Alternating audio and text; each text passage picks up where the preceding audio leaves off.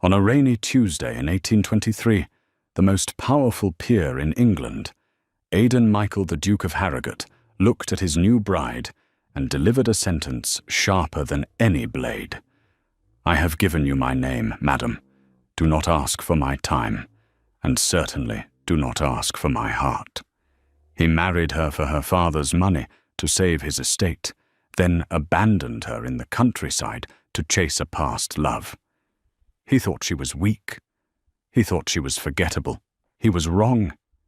This is the story of how the invisible Duchess became the diamond of the season, and how the Duke realized too late that he was the one who needed saving. London, November 1823. The rain did not merely fall on St. George's, Hanover Square. It battered the pavement, turning the grey London cobblestones into slick mirrors that reflected the gloomy sky. Inside the church, the atmosphere was hardly warmer. Aidan Michael IX, Duke of Harrogate, stood at the altar with the posture of a man facing a firing squad. He was tall, with the kind of sharp, devastating features that usually inspired sonnets, high cheekbones, a jaw of granite, and eyes the color of a stormy Atlantic Ocean. But today, those eyes were dead. Beside him stood Eleanor Vance. She was not a beauty. That was what the papers had said. That was what the whispers behind fans in the pews suggested. Plain, they called her. A merchant's daughter draped in a duchess's robes. She was small, her brown hair pulled back severely, her skin pale and dusted with freckles that the fashionable ladies of the ton would have covered with lead paint. But Eleanor had something the Duke did not, a father with £3 million in the Bank of England, and a dowry large enough to clear the crushing gambling debts Aidan's late father had left behind. "I do," Aidan said. His voice was a low rumble devoid of inflection. "I do," Eleanor whispered. Her voice shook just once. When the ceremony concluded, there was no kiss. Aidan barely brushed his lips against her gloved hand. As they walked down the aisle, the guests, a mix of curious aristocrats and Eleanor's wealthy merchant relatives, clapped politely. But Aidan looked over their heads, his gaze fixing momentarily on a woman in the back row. Lady Isabella Vane, the beauty of the season. The woman with golden curls and violet eyes, who possessed Aidan's heart but lacked the fortune to save his legacy. She dabbed a lace handkerchief to her eyes, and Aidan's jaw tightened until a muscle feathering in his cheek was the only sign of his agony. Eleanor saw it. She saw the look. She saw the woman. And in that moment, the first crack formed in her hopeful heart. The carriage ride to the Duke's ancestral seat, Blackwood Manor in Yorkshire, took 3 days. For 3 days they sat opposite one another. Aidan read correspondence, reviewed ledgers, and stared out the window. He spoke only to ask if she was cold or if she required refreshment. Eleanor, clutching a book she could not focus on, finally broke the silence on the second evening. "My lord." Aidan looked up, his expression guarded. "Yes. You have barely spoken to me. I understand this match was arranged. I understand you did not choose me. But surely we can be friends. We are to build a life together." Aidan sighed, a sound of profound exhaustion. He closed his ledger and leaned forward, his blue eyes cold and direct. "Eleanor," he said, using her name for the first time. It sounded foreign on his tongue. "Let us be plain with one another. It saves time. I married you because I have a duty to the dukedom. There are tenants who rely on me, walls that are crumbling, and creditors at my door. Your father desired a title for his bloodline. I desired stability for mine. It is a transaction." Eleanor felt the blood drain from her face. "Is that all I am? A transaction?" "You are the Duchess of Harrogate," he said, as if that solved everything. "You will want for nothing. You will have the east wing of Blackwood. You will have servants' carriages and an allowance that would make a princess envious. But do not ask me for what I cannot give." "And what is that?" she asked, though she already knew. "My affection," Aidan said brutally. "My heart belongs to another. It always will. I cannot marry her, but I will not lie to you and pretend I can love you. We will live separate lives. You will run the household, I will run the estate and my duties in Parliament. We will produce an heir when the time is right. Until then, we are strangers who share a name." Eleanor turned her head toward the rain-streaked window so he wouldn't see the tears welling in her eyes. "I see," she whispered. "You are honest, at least." "It is the only kindness I can offer you," he replied. Blackwood Manor, Yorkshire. The estate was massive, a sprawling Gothic beast of stone that seemed to grow out of the moors. But it was also decaying. Even in the dim light of arrival, Eleanor could see the overgrown gardens, the cracked stonework, the air of neglect. They were greeted by the staff, a small skeleton crew. The butler, Mr. Henderson, looked tired. The housekeeper, Mrs. Graves, looked suspicious. "Your Grace," Henderson bowed. "Welcome home." "Thank you, Henderson," Aidan said, handing his coat to a footman. He turned to Eleanor. "Mrs. Graves will show you to your quarters. I have business in the library." "Tonight?" Eleanor asked, shocking herself. "It is our wedding night, Aidan." The staff froze. The silence in the cavernous entry hall was deafening. Aidan stiffened. He turned slowly, his eyes flashing with irritation. "I told you, madam. We live separate lives. I leave for London in 2 days for the opening of Parliament. I have much to prepare. Good night." He walked away. He didn't look back. Eleanor stood there, a small figure in a grey travelling dress, humiliated in front of her new servants. She felt the weight of the house pressing down on her. She felt the judgment of the housekeeper. But then something shifted. Eleanor Vance had not been raised in a drawing room. She had been raised in the back office of a shipping magnate. She knew numbers. She knew resilience. And she knew that tears were a waste of energy when there was work to do. She lifted her chin. She pulled off her gloves, revealing steady hands. "Mrs. Graves." Eleanor said, her voice clear and authoritative, cutting through the awkward silence. The housekeeper jumped slightly. "Yes, Your Grace. I will not require a tour tonight. I require a hot bath, a light supper in my room, and the household ledgers brought to me with my morning tea. All of them, going back 5 years." Mrs. Graves blinked. "The ledgers, Your Grace." "Yes," Eleanor said, sweeping toward the staircase. "My husband says the house is crumbling. I intend to see exactly how much it will cost to fix it. If I am to be a transaction, Mrs. Graves, I intend to be a profitable one." 2 days later, Aidan stood by his carriage. The horses stomped impatiently in the morning mist. He looked at Eleanor, who stood on the steps of the manor. She wore a simple blue dress, her hair neat, her face unreadable. He felt a twinge of guilt. She was young after all, 20. And he was leaving her in a drafty old house in the middle of nowhere while he returned to the comforts of his London club and the proximity of Lady Isabella. "I shall return in the summer," Aidan said. "Perhaps July." "That is 6 months away," Eleanor noted. "Parliament is demanding." "Of course. If you need anything—" "I have the allowance you mentioned," she cut him off politely. "And I have the house. I shall be quite occupied." Aidan frowned.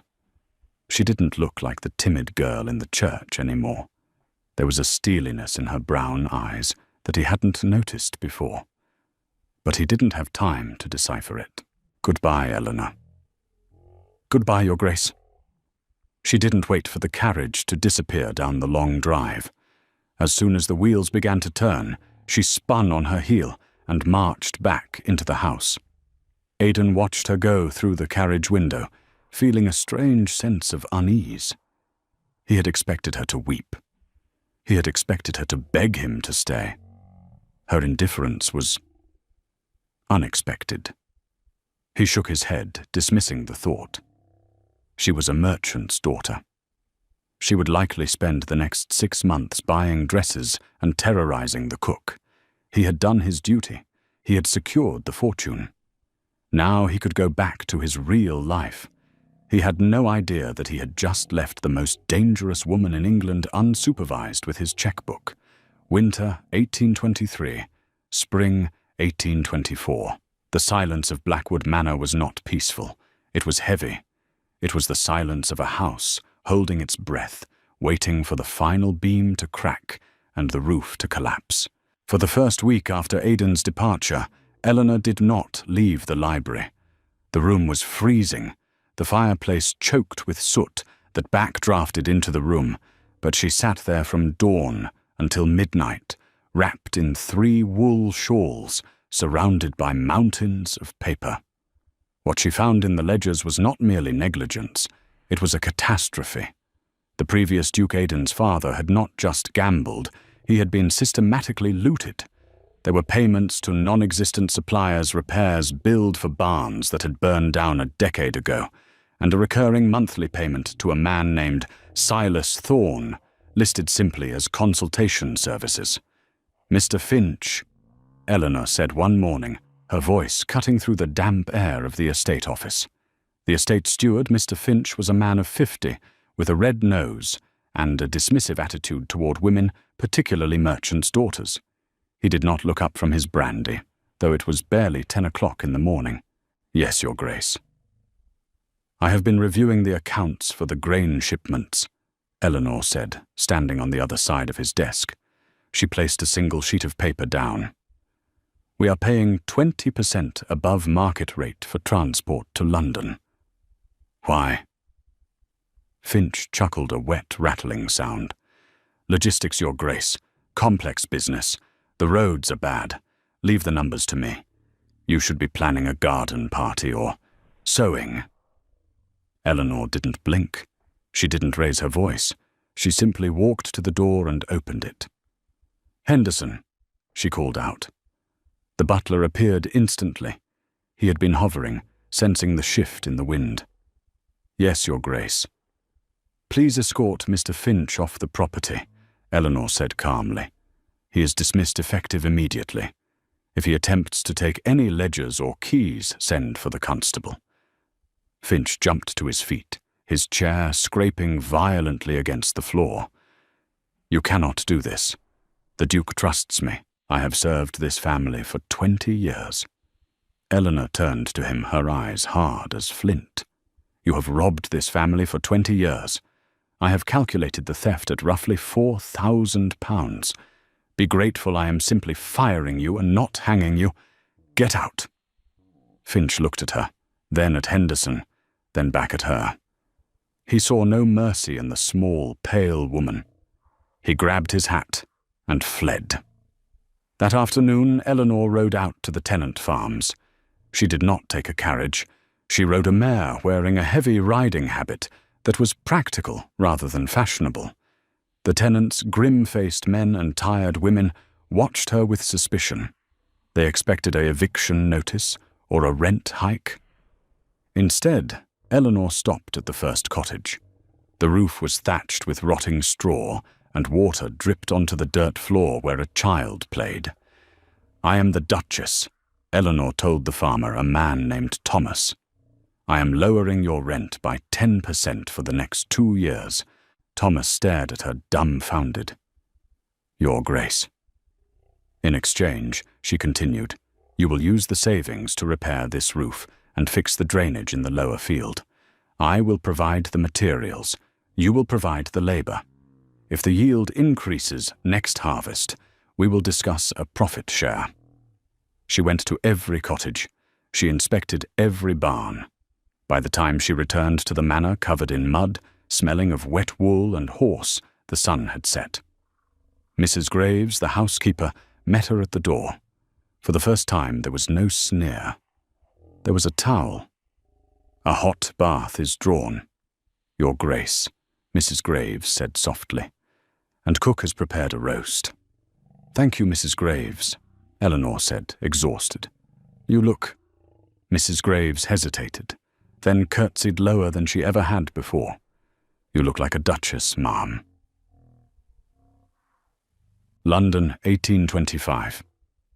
2 years later.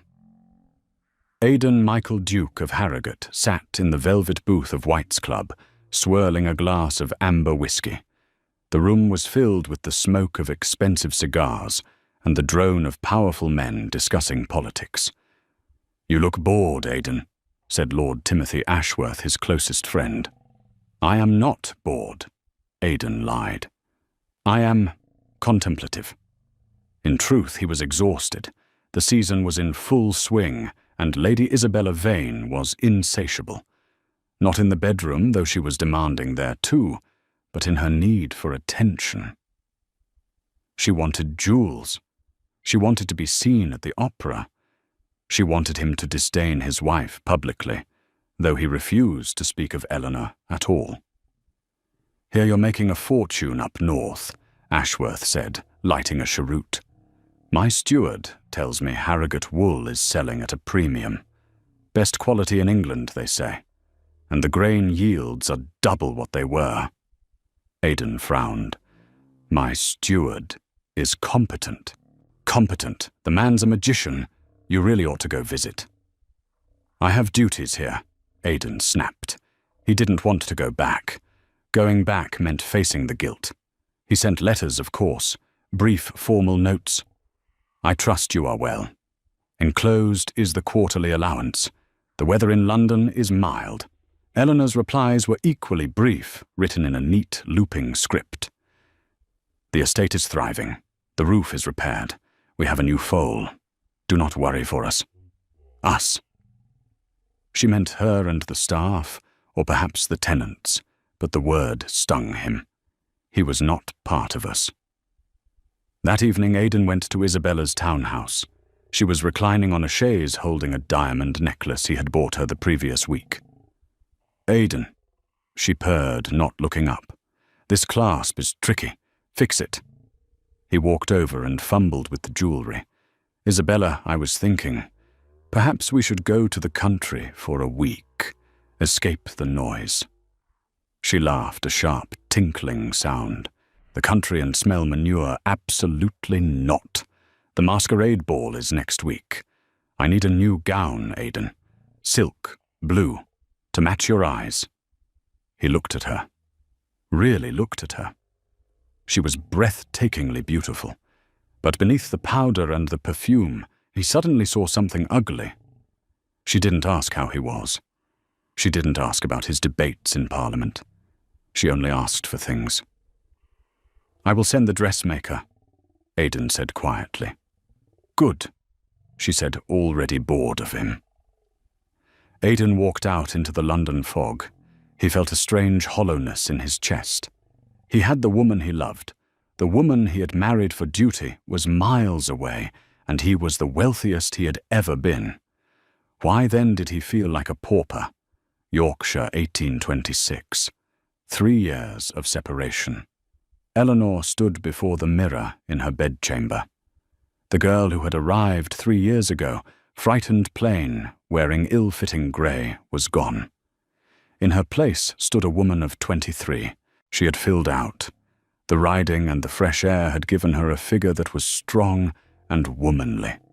Her skin, once pale and sickly, now had a glow of health kissed by the wind.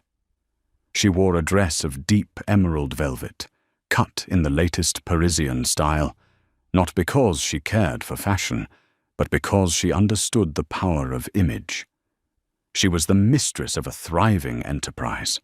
She had diversified the crops.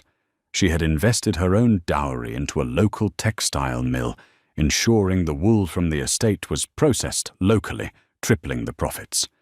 She had even paid off the mysterious Silas Thorne, discovering he was a loan shark, holding a note on the Duke's signature. She had burned the note in the fireplace, watching the last of Aidan's father's shame turn to ash. She was powerful. She was respected. She was lonely. She picked up a letter from the table. It was from Aidan. "Eleanor, I shall be returning to Blackwood on the 15th of April. I intend to stay for the summer. Aidan." "No, my dear. No, I look forward to seeing you. Just a notification of arrival, like a guest booking a room at an inn." Eleanor crushed the letter in her hand. For 3 years she had waited. She had hoped that her success would draw him back. She had hoped he would come to see the miracle she had wrought. But he had stayed away playing the bachelor in London, while she rebuilt his legacy stone by stone. "Henderson," she said, walking out onto the landing, where the butler was polishing the banister. "Your Grace, the Duke returns tomorrow." Henderson paused. The staff adored Eleanor. They tolerated Aidan because he was the Duke, but they loved Eleanor because she knew their children's names and had fixed their roofs. "Shall I prepare the master's suite?" Henderson asked. "Yes," Eleanor said, her voice cool. "Prepare the master's suite. And Henderson, Ma'am, make sure the dinner is exquisite. I want him to taste what he has been missing." April 15th, 1826. The storm that heralded Aidan's return was vicious. Thunder rattled the window panes of the carriage as it lurched up the long driveway. Aidan rubbed his temples. He had a headache that had started in London and hadn't left him for 4 days. He dreaded this. He dreaded the damp walls, the silent accusations, the plain wife who would look at him with puppy-dog eyes, begging for scraps of affection he couldn't give. "Nearly there, Your Grace," the driver shouted over the wind. The carriage pulled up to the main entrance. Aidan braced himself for the gloom, but when the doors opened, he was blinded. Light. Massive crystal chandeliers, sparkling and clean, flooded the entry hall with a warm, golden glow. There were no cobwebs. The stone floor shone like glass. Vases of fresh hothouse flowers, lilies and roses scented the air, masking the old smell of damp stone. Aidan stepped inside, shaking the rain from his coat. Henderson took it immediately. "Welcome home, Your Grace," the butler said. The man looked 5 years younger than when Aidan had last seen him. His uniform was crisp and new. "Henderson," Aidan blinked. "The house, it looks different." "Her Grace has made some improvements," Henderson said with a small, proud smile. "Dinner is served in the formal dining room. Her Grace is waiting." Aidan walked toward the dining room. He expected the small table in the corner. Instead, the long mahogany table was set for 2, but at opposite ends. The silverware was polished to a mirror shine. Hundreds of candles flickered, and at the far end of the table sat a stranger. She wore emerald green, a color that made her brown eyes flash with gold. Her hair was swept up in an intricate style, revealing a long, elegant neck. She wore diamonds, not family heirlooms, but modern pieces he didn't recognize. She was reading a book, sipping wine, with a casual grace that suggested she owned the world. Aidan stopped in the doorway, stunned. "Eleanor." She looked up slowly. There was no jump, no nervous stutter. She closed her book and placed it on the table. "Aidan," she said. Her voice was deeper, richer. "You are late. The soup is cooling." He walked toward her, his boots clicking on the floor. He felt underdressed in his travel clothes. He felt intimidated. "You look..." He couldn't find the word. "I look like a woman who hasn't seen her husband in 3 years, she said, gesturing to the chair opposite her. "Sit. Eat. You look thin." Aidan sat. The footman moved silently, pouring wine and serving a roasted pheasant that smelled divine. The estate, Aidan started trying to regain his footing. Ashworth told me it was doing well, but I had no idea. The drive up. The fences are new. The road is paved. Yes, Eleanor said, cutting her meat with precision. We had a surplus last year. I reinvested it in infrastructure. The wool mill is turning a 60% profit. You did this. Someone had to, she said, finally meeting his eyes. You were busy. The jab landed softly, but it drew blood. Parliament was demanding. He fell back on his old excuse.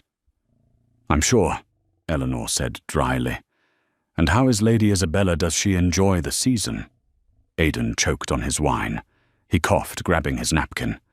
I do not know what you mean. Eleanor sighed, a sound of mild disappointment. Aidan, please, I run a business that spans 3 counties. I have correspondents in London. I know which box you sit in at the opera. I know about the diamond necklace you bought from Garrard's 2 years ago. Do not insult my intelligence. Aidan stared at her.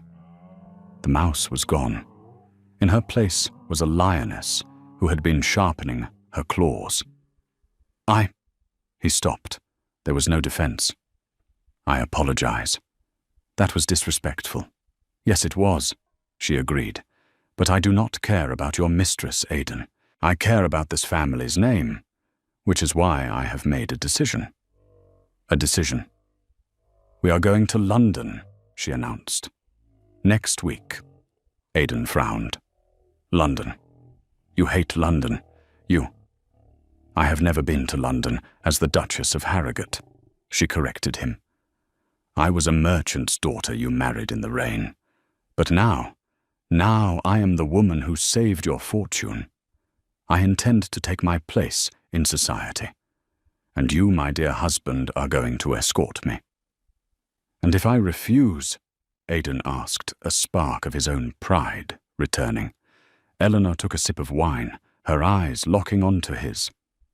Then I will stop the allowance I pay to your personal accounts, she said simply. And you can explain to Lady Isabella why you cannot afford her next silk dress? Aidan sat back, stunned into silence. He looked at this woman, this beautiful, cold, terrifying creature, and for the first time in his life, he wasn't thinking about Isabella Vane. He was wondering how on earth he had been married to this woman for 3 years and never noticed her fire. Very well, Aidan said, his voice low. We go to London. Excellent, Eleanor signalled for the next course. Try the potatoes. They are from the new crop. Later that night, Aidan stood in his bedroom. It had been redecorated. The heavy moth-eaten drapes were gone, replaced by rich blue velvet. A fire roared in the grate. He walked to the connecting door that led to Eleanor's suite. It was locked. He raised his hand to knock, then stopped. What would he say? I'm sorry, it wasn't enough. I want you. He wasn't sure if that was true, or if he was just shocked by her transformation. He rested his forehead against the cold wood of the door. On the other side, he heard the faint rustle of fabric, then silence. She was right there. But the distance between them was greater than the miles between London and Yorkshire. He had built a wall of indifference brick by brick for 3 years. Now he realized with a sinking feeling he was on the outside of it, and he had no idea how to get back in. London, May, 1826. Harrogate House. The London residence of the Dukes of Harrogate stood on Grosvenor Square like a grand sleeping beast. It had been closed for the better part of 2 years, Aidan preferring his clubs and bachelor lodgings. When the carriage arrived, the air inside the house was stale smelling of beeswax and old dust sheets. Eleanor stepped into the foyer and stripped off her gloves. She did not look at the grand staircase. She looked at the dust motes dancing in the shaft of light from the open door. It smells like a tomb, she said, her voice echoing. Aidan stood behind her, feeling a familiar prickle of defensive guilt. I have not had the staff open it. I did not expect. You did not expect your wife, she finished for him. She turned to the small army of servants she had brought from Yorkshire. Open every window. I want fresh flowers in every room within the hour. And burn lavender in the drawing room to kill this must. We have invitations to answer. For the next week, Aidan watched in a daze as his London life was dismantled and reconstructed.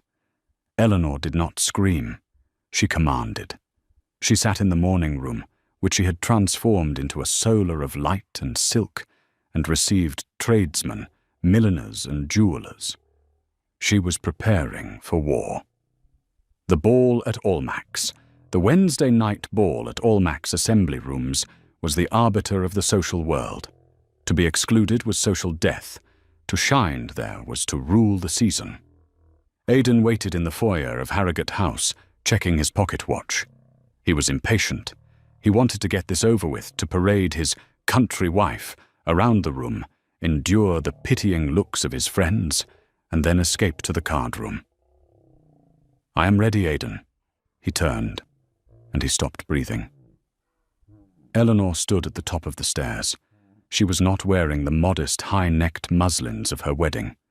She wore a gown of midnight blue silk that shimmered like deep water. The bodice was cut low daringly, so displaying the creamy slope of her chest and shoulders. Around her neck sat the Harrogate sapphires, a necklace Aidan hadn't seen since his mother died. The heavy stones, usually so imposing, seemed to pulse with light against her skin. But it was her face that held him. Her hair was piled high, woven with silver ribbons. Her eyes were darkened with kohl, making them vast and mysterious. She held a fan of black feathers, tapping it idly against her thigh. She looked dangerous. She looked royal. Eleanor, he breathed. Do I look like a transaction? She asked, descending the stairs. Her tone was light, but her eyes were cold. Aidan offered her his arm. He felt a strange tremor in his hand. You look magnificent. Good, she said, taking his arm without squeezing it. Then let us go and terrify them. The entrance at Almack's was a masterclass in silence. When the majordomo announced, "The Duke and Duchess of Harrogate," the chatter did not just fade, it was severed. Hundreds of eyes turned. They expected the plain merchant's daughter. They saw a queen of the night. Aidan felt the shift in the room. Usually he walked through these crowds with an air of detached superiority.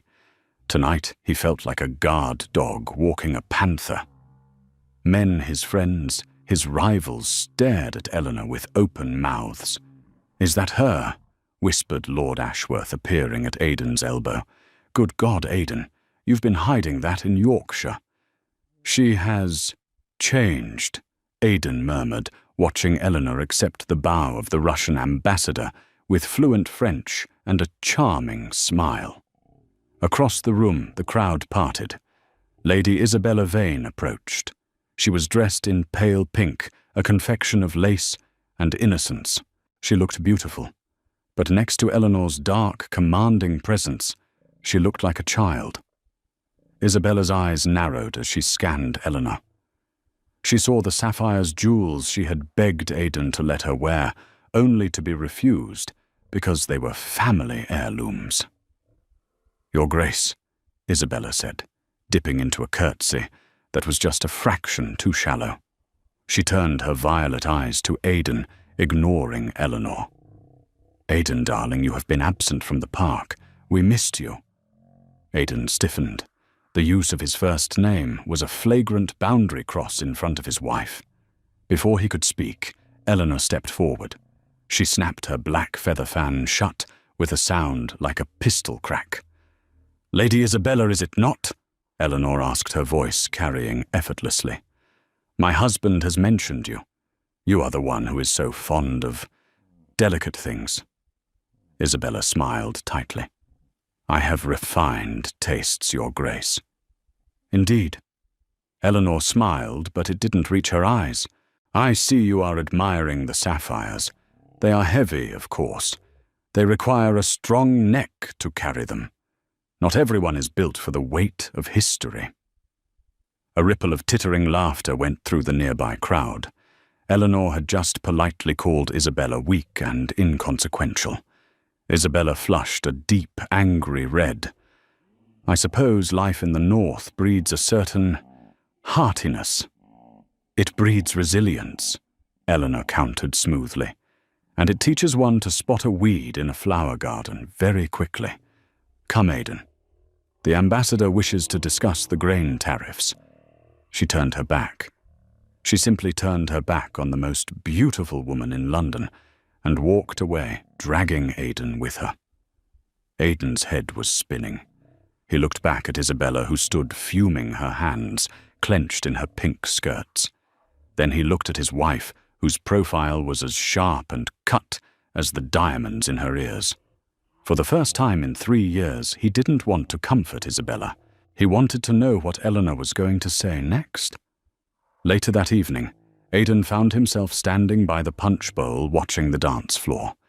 Eleanor was dancing a quadrille with Lord Frederick Cavil, a man known for his charm and his predatory nature with women. Cavil whispered something in Eleanor's ear. Eleanor threw her head back and laughed, a genuine throaty laugh that Aidan had never heard. Cavil's hand lingered a moment too long on her waist as the music turned. A hot, acidic wave of jealousy crashed over Aidan. It was so sudden and violent, it nearly knocked the wind out of him. He strode onto the floor as the music ended. "Lord Cavil," Aidan said, his voice dropping an octave. "I believe the Duchess is tired." Cavil smirked, not intimidated. "On the contrary, Your Grace. She was just telling me she has never felt more alive." "You are a lucky man, Harrogate. Though one wonders why you left such a prize alone for so long." Aidan's hand twitched toward a fist. "Careful, Cavil." "Aidan," Eleanor's voice cut in. She placed a hand on his chest. It was a gesture of intimacy, but her fingers were firm, pushing him back. "Do not make a scene. It is beneath you." "He was insulting me," Aidan hissed. "He was flirting with me," Eleanor corrected him. "There is a difference, and I am perfectly capable of handling a rake. I handled a husband who abandoned me for 3 years. A flirtatious viscount is hardly a challenge." She walked off the floor, leaving Aidan standing there, his blood boiling, realizing that the transaction he had married had just become the most desirable woman in the room. And she knew it. June 1826. London was sweltering. The heat rose from the cobblestones, baking the city in a haze of dust and horse manure. But the real heat was in the city, the financial district. Whispers were circulating in the coffee houses. The speculative bubble in South American mining, stocks the bubble that half the aristocracy had invested in, was wobbling. Banks were refusing to lend. Aidan sat in his study, staring at a letter from his banker at Pole, Thornton and Co. The words blurred before his eyes. Call on loans, liquidity crisis, immediate repayment required. He felt sick. He had invested heavily. Not with Eleanor's money, his pride wouldn't allow that, but with the leveraged assets of the duchy. He had wanted to prove he could make money, too, that he wasn't just dependent on his wife's business acumen. If the market crashed, he wouldn't just be poor. He would be ruined. The estate, the townhouse, the very name of Harrogate would be dragged through the bankruptcy courts. He needed comfort. He needed to escape the crushing weight of his failure. He grabbed his hat and walked out, hailing a hackney carriage. He gave the address of Lady Isabella's townhouse, Aidan. Isabella looked up from her writing desk as he burst in. "You look dreadful. You're sweating." "Isabella!" he rasped, pacing the room. "The city. It's a bloodbath. The rumors are true." Isabella put down her quill. Her expression sharpened. "How bad?" Bad, Aidan admitted, collapsing onto a sofa. "I leveraged the unentailed lands. If the bank fails, I lose the liquid assets. I might have to close up the London house. We might have to live quietly at Blackwood for a decade." He looked at her, searching for the sympathy she always promised. "I need you, Isabella. I need to know that we are real. If I lose the money I still have, you don't I?" The silence stretched. The clock on the mantel ticked loudly. Isabella stood up slowly. She smoothed her skirts. "Live quietly in Yorkshire with sheep." "It would be hard," Aidan said, reaching for her hand. "But we would have each other." She pulled her hand away. "Aidan," she said, her voice dropping the sugary sweetness he was used to. "Do not be a fool. I am 25 years old. I have debts of my own. I did not wait for you for 3 years to become a nursemaid to a bankrupt duke." Aidan froze. "What are you saying?" "I am saying," she walked to the window looking out, "that Lord Cavell has offered to pay my dressmaker's bills, and he invested in government bonds, not mining stocks. He is solvent." "Cavell." Aidan stood up, horror dawning on him. "But you said you loved me." Isabella turned her face, hard and practical, a mirror of the world he lived in. "I loved the Duke of Harrogate. I loved the parties, the prestige. I cannot love a pauper, Aidan. It is not in my nature." She rang the bell for her maid. "You should go to your wife. She is the one with the merchant father. Perhaps she can bail you out. I certainly cannot." Aidan walked out of the house. He felt numb. The love of his life, the obsession that had caused him to abandon his wife and freeze his heart, was a mirage. She was exactly what he had accused Eleanor of being, a transaction. Harrogate House. Midnight. Aidan entered the library. The lamps were low. He poured himself a brandy, his hands shaking so hard the crystal decanter rattled against the glass. "You are home early." He spun around. Eleanor was sitting in the high-backed leather chair by the fire. She was still wearing her dinner dress, a ledger open on her lap. Aidan looked at her. He saw the intelligence in her eyes, the steady calm. He felt a wave of shame so profound. He wanted to die. "It is over," he whispered. "I have ruined us." Eleanor didn't gasp. She didn't scream. She closed the ledger. "Sit down, Aidan." He sank into the chair opposite her head in his hands. "I tried to invest. I wanted to match you. I bought shares in the Mexican mines. The bank called the loan today. I cannot pay it." "I know," Eleanor said. Aidan looked up. "What?" "I know about the investment," she said calmly. "And I know about the crash. The panic started 3 days ago in the private markets. It only hit the public today." "Then you know we are destitute." "No," Eleanor said. She stood up and walked to his desk. She unlocked a drawer and pulled out a stack of papers. She tossed them onto the table between them. Aidan picked them up. They were bank drafts, receipts. "What is this?" 2 weeks ago. Eleanor said, pacing slowly before the fire. "My contacts in the shipping industry told me that the silver yields in Mexico were exaggerated. I knew the bubble would burst, so I liquidated my personal positions." She pointed to the papers. "I also bought your debt, Aidan." Aidan stared at her. You bought my debt. I went to Pole Thornton and Co. on Tuesday. I paid off your loans with my own capital. You do not owe the bank a single farthing." Aidan's mouth fell open. "You saved me." "I saved the duchy," she corrected him sharply. "I saved the roof over the heads of the 300 people who work at Blackwood. I saved the legacy that you seem so intent on gambling away because your ego could not handle your wife being smarter than you." Her words were like lashes. He deserved every one of them. "Eleanor." "And," she continued, her voice trembling slightly with suppressed rage, "I assume you went to Lady Isabella tonight, to cry on her shoulder." Aidan looked down. "Yes." And let me guess, Eleanor gave a bitter, dry laugh. She did not want a poor duke. Aidan nodded, unable to speak. Eleanor walked over to him. She leaned down her face, inches from his. He could smell her perfume, jasmine and rain. I told you on our wedding day, Aidan. You called me a transaction.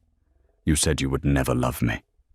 You left me to rot in a crumbling house while you worshipped a woman who only loved your title.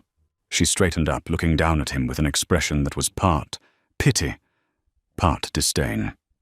Now you see the truth. She was the transaction. I was the only thing in your life that was real, and you were too blind to see it. She turned and walked to the door. Eleanor, he called out, panic rising in his chest. Where are you going? To bed, she said, without looking back. Alone. You are safe, Aidan. Your fortune is intact. But do not think this changes anything between us. You owe me a debt now, and I am a very patient creditor. The door clicked shut. Aidan sat alone in the library, the papers of his salvation scattered on the table. He had his fortune. He had his title. He had his perfect, powerful wife. But as he sat there in the silence, he realized with a terrifying clarity that he had fallen desperately, irrevocably in love with her. And he had absolutely no idea how to make her love him back. July 1826. The balance of power in Harrogate House had shifted so completely that the very foundations seemed to groan under the weight of it. For Aidan, the days became a torment of his own making. He had expected anger. He had expected shouting. He was prepared to weather a storm. But Eleanor gave him no storm. She gave him a glacia. She was perfectly polite. She discussed the household accounts at breakfast. She poured his tea. She accepted his arm at social functions where they played the perfect couple. But the moment the doors closed, she vanished behind the locked door of her suite, leaving him alone with his regret. Aidan began his siege not with grand gestures, but with humility. He stopped going to his clubs. He dismissed his valet early so he could dress himself, stripping away the layers of entitlement he had worn since birth. One Tuesday morning, Eleanor came down to the morning room to find a small vase on her desk. Inside were not the gaudy hothouse roses he used to send Isabella, but a handful of wild violets, their stems wrapped in damp moss. I remembered, Aidan said, standing awkwardly in the doorway, that you once told the gardener at Blackwood that violets were the only honest flower. Eleanor paused, her hand hovering over the petals. I did say that. 3 years ago. I was listening, Aidan said softly. I just didn't let myself hear you. She looked at him, her expression softening for a fraction of a second before the walls went back up. Thank you, Aidan. They are lovely. She went back to her writing. Aidan stood there, his heart aching, realizing that earning her forgiveness would be harder than restoring his fortune. The breaking point came a week later in Hyde Park. It was the fashionable hour for riding. Eleanor, an expert horsewoman, was riding a spirited grey mare, while Aidan rode beside her on his black stallion. They were discussing a new drainage system for the lower fields, the only safe topic between them.